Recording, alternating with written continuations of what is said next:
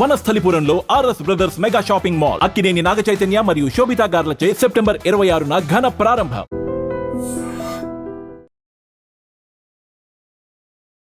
నమస్కారం, welcome to I dream. ధర్మ మార్గం విత్ విజిత కార్యక్రమానికి స్వాగతం.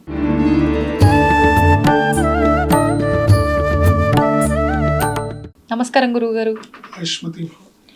గురుగారు, మనం ఏదన్నా చేస్తున్నప్పుడు ఇది మన శాస్త్రంలో ఉంది, మన ధర్మం ప్రకారంగా ఇలా ఆచరించమన్నారు అని చెప్పి అంటూ ఉంటారు. అంటే ఎక్కడ చూసుకున్నా కూడా శాస్త్రం అనేది మాత్రం మనం ఎక్కువగా వాడుతూ ఉన్నాము, అందులో ఉన్నాయి ఆచరిస్తూ ఉన్నాం. అసలు ఏంటి శాస్త్రం అంటే? ఈ శాస్త్రాలు ఎన్ని రకాలు గురుగారు? శాస్త్రం మన సనాతన ధర్మంలో, మన వైదిక ధర్మంలో చెప్పబడిన శాస్త్రాలు రెండు రకాల శాస్త్రాలు. ఒకటి ప్రకటిత శాస్త్రాలు, అది ఆ ప్రకటిత శాస్త్రాలు అందరూ తెలుసుకోదగినవి, అందరూ ఆచరించదగినవి. రెండు రహస్య శాస్త్రములు, గుహ్య శాస్త్రములు అంటారు. గుహ్య శాస్త్రములు అంటే రహస్యంగా ఉన్న శాస్త్రములు అని అర్థం. ఎందుకని గురుగారు రహస్య శాస్త్రములు అని ఈ పేరు ఎందుకు వచ్చింది వీటికి ముఖ్యంగా? ఎందుకంటే ఇవి అందరూ తెలుసుకోదగినవి కాదు, అర్హత ఉన్న వాళ్ళే తెలుసుకొని ఆచరించదగినవి అని అర్థం. ఓకే, అయితే నాకు ఒకటి గుర్తొచ్చింది. మామూలుగా లలిత సహస్రనామాల విషయంలో వచ్చేసరికి కూడా రహస్య నామాలు అని చెప్పి మాట్లాడుకుంటూ ఉంటాం. కానీ అవి అంటే కొన్ని సందర్భాల్లో ఇవి అందరికీ తెలియాల్సిన అవసరం ఉంది అని చెప్పి అలా మనం ముందుకు తీసుకొచ్చారు అని. ఇప్పుడు ఈ రహస్య ఏదైతే శాస్త్రాల గురించి మీరు చెప్పారో, అసలు అవి ఎన్ని రకాలుగా ఉన్నాయి, మరి అవి కూడా ఇలాంటి అవకాశం ఏమైనా ఉందా? ఈ రహస్య శాస్త్రాలు మూడు రకాలు: గుహ్య, గుహ్యతర, గుహ్యతమ. గుహ్య శాస్త్రం అంటే ధర్మశాస్త్రాలు, గుహ్యతర శాస్త్రాలు అంటే మంత్రశాస్త్రాలు.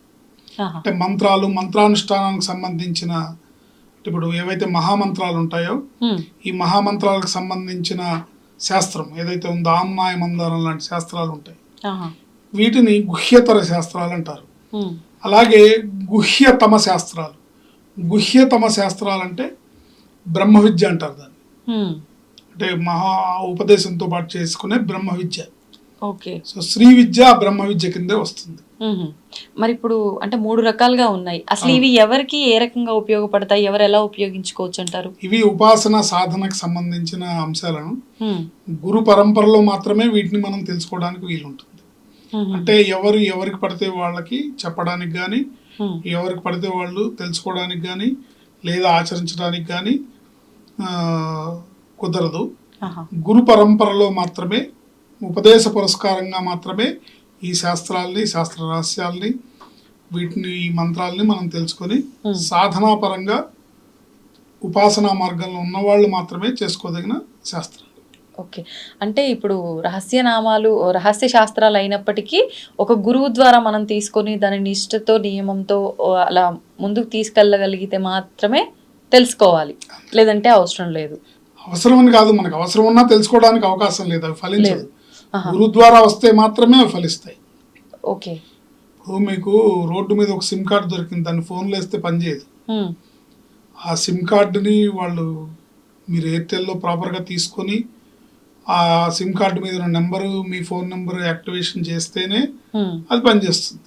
అట్లా గురుముఖత తీసుకున్నప్పుడే ఇవి మనకి ఉపయోగపడతాయి. ఓకే, ఒకవేళ అలా ఉపయోగపడకపోయినప్పటికీ అలా మనం ఎలాగూ మనకు తెలుసు కదా అని చెప్పి మనం ఉపయోగించుకోవడానికి ప్రయత్నిస్తే ఇబ్బంది ఏమైనా జరిగే అవకాశం ఉంటుంది? ఖచ్చితంగా ఉంటుంది. తెలిసి తెలియకుండా చేయడం వలన జరిగే మంచి కన్నా కూడా చెడు ఎక్కువగా ఉంటుంది.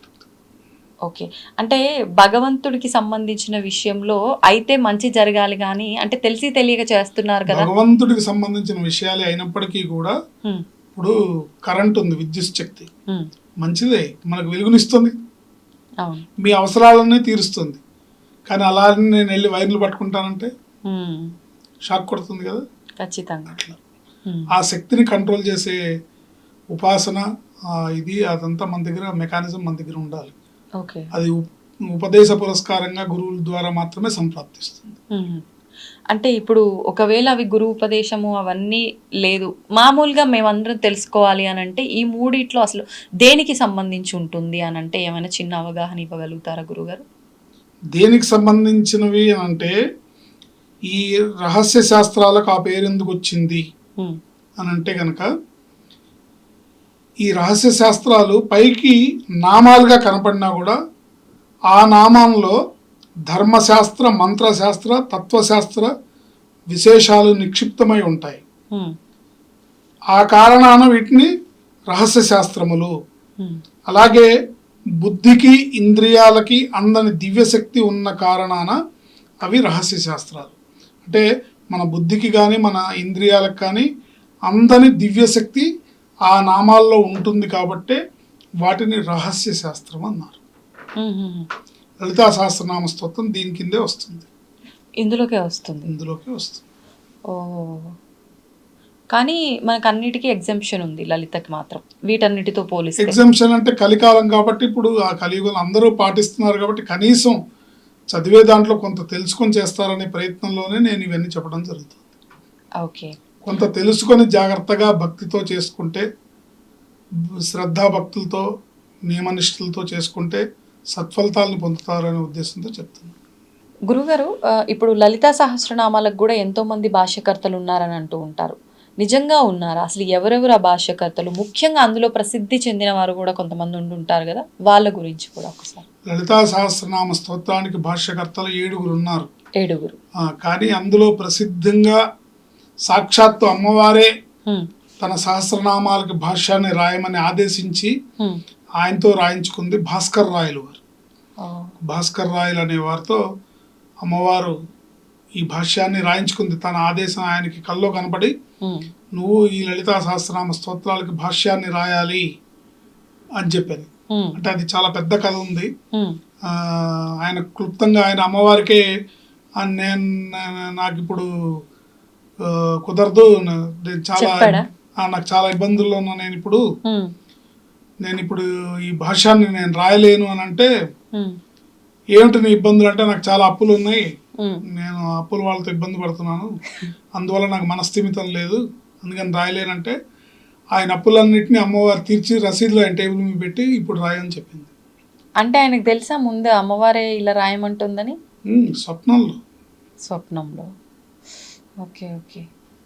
మరి రసీదు వచ్చింది కదా, మరి అప్పుడు నమ్మాలి కదా. కానీ స్వప్నంలో అడిగింది, చూస్తే నిజంగానే రసీదులు ఉన్నాయి. ఓకే. ఆయన అప్పులన్నీ తీర్చేసిన రసీదులు ఉన్నాయి.